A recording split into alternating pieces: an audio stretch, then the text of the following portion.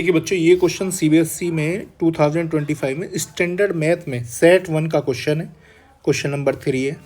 तो देखो इस क्वेश्चन में क्या पूछा गया है उसको एक बार हम पढ़ लेते हैं। Which of the following quadratic equation has real and equal root. तो देखिए हमारे पास ये 4 क्वाड्रेटिक इक्वेशन दी हुई हैं। हमें ये बताना है इनमें से कौन सी क्वाड्रेटिक इक्वेशन के रूट रियल होंगे और इक्वल होंगे। ठीक है बच्चों, तो देखो रियल और इक्वल रूट हमें चेक करने हैं। तो देखो रियल और इक्वल रूट कब होते हैं, तो जब डिस्क्रिमिनेंट क्या होता है, D is equal to B square minus 4ac। अगर बी स्क्वायर माइनस 4ac की वैल्यू क्या है 0, तब क्वाड्रेटिक इक्वेशन के रूट क्या होंगे, रियल होंगे और इक्वल भी होंगे। ठीक है, इक्वल भी होंगे, रियल भी होंगे।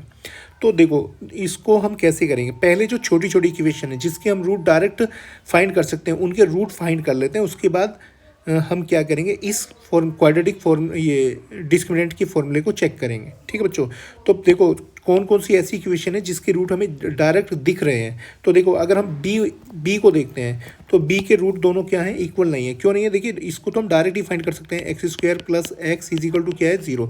दोनों में से एक्स कॉमन ले लेते हैं तो X plus 1 is equal to क्या आ जाएगा 0। तो दो फैक्टर क्या आ गए हमारे, एक्स और एक्स प्लस 1। तो एक आ जाएगा एक्स इज इक्वल टू 0 और दूसरा क्या आ जाएगा X plus 1 is equal to 0। तो एक्स की वैल्यू एक क्या आ जाएगी 0 और दूसरी एक्स की वैल्यू क्या आ जाएगी माइनस का 1।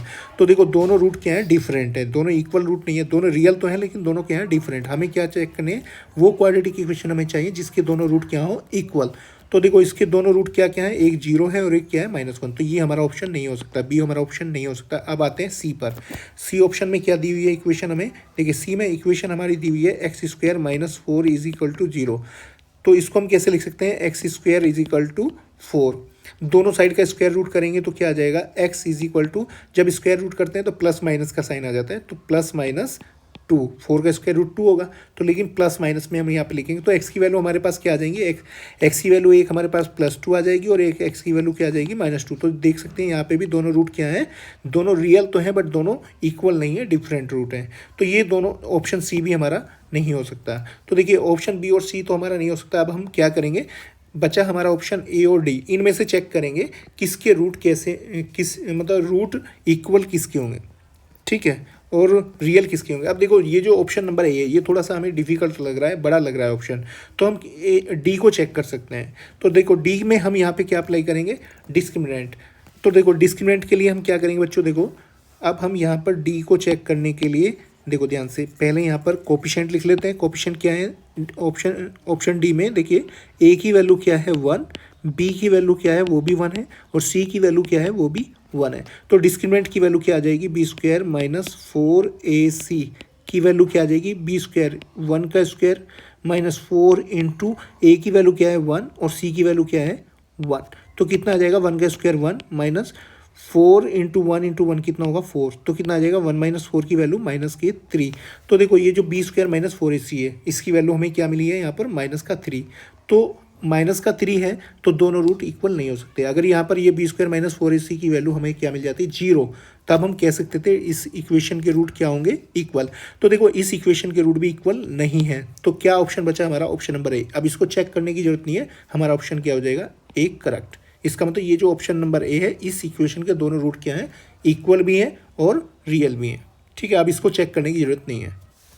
देखिए फिर भी अगर हमें चेक करना तो देखिए कैसे करेंगे इसको, ए ऑप्शन को कैसे चेक करेंगे। देखिए इक्वेशन क्या है हमारे पास, देखिए इक्वेशन है हमारे पास x plus 1 square is equal to 2x plus 1, यही है बच्चों। तो पहले x प्लस 1 का होल स्क्वायर ओपन करेंगे तो ये क्या आ जाएगा बच्चों, देखिए एक्स स्क्वायर प्लस 1 का स्क्वायर 1 होता है plus 2ab 2x is equal to 2x plus 1। तो देखो बच्चों दोनों साइड में क्या है 2x है, तो 2x के से 2x कैंसिल हो जाएगा, दोनों साइड में 1 है, 1 से 1 कैंसिल हो जाएगा। ठीक है बच्चों, तो ये क्या बचेगा हमारे पास, क्या बचेगा X square is equal to 0। दोनों साइड का स्क्वायर रूट करेंगे तो क्या आ जाएगा, एक्स इज इक्वल टू देखिए ये एक्स, इसको ऐसे समझिए बच्चों, देखो ध्यान से समझिए, यहाँ पे कन्फ्यूजन करोगे आप, एक्स इज इक्वल टू 0 लिख के छोड़ दोगे। यहाँ पे देखिए ये स्क्वायर, देखिए इसको कैसे करना है समझना है, देखिए ध्यान से समझिए इसको, क्योंकि यहाँ पे आप गड़बड़ कर सकते हो। तो देखिए एक्स स्क्वायर को हम क्या लिख सकते हैं, X into X is equal to 0। ठीक है बच्चों। तो देखो इसको हम कैसे लिखेंगे, देखिए जैसे हम इस तरह से अगर हमारे पास होता है x+1 into x+2 is equal to 0 होता है, तो हम क्या करते हैं दोनों फैक्टर को x+1 को भी 0 के इक्वल करते हैं और x+2 को भी क्या करते हैं 0 के इक्वल, ऐसे करते हैं ना। सेम यहीं पर भी, यहाँ पर भी ऐसे ही हमें करना है। तो ये x इंटू एक्स, ये दो फैक्टर हैं, तो हम क्या लिख सकते हैं x इज इक्वल टू 0 और x इज इक्वल टू 0। ठीक है, तो देखो यहाँ से हमारे पास x की वैल्यू 0 आ गई और इसमें भी x की वैल्यू क्या आ गई हमारी 0। तो दोनों वैल्यू क्या है, इक्वल है, सेम है। तो x की दोनों वैल्यू क्या है, सेम है। बात समझ में आ गई, और दोनों वैल्यू रियल भी हैं। तो हमारा ऑप्शन नंबर ए क्या होगा, करेक्ट होगा।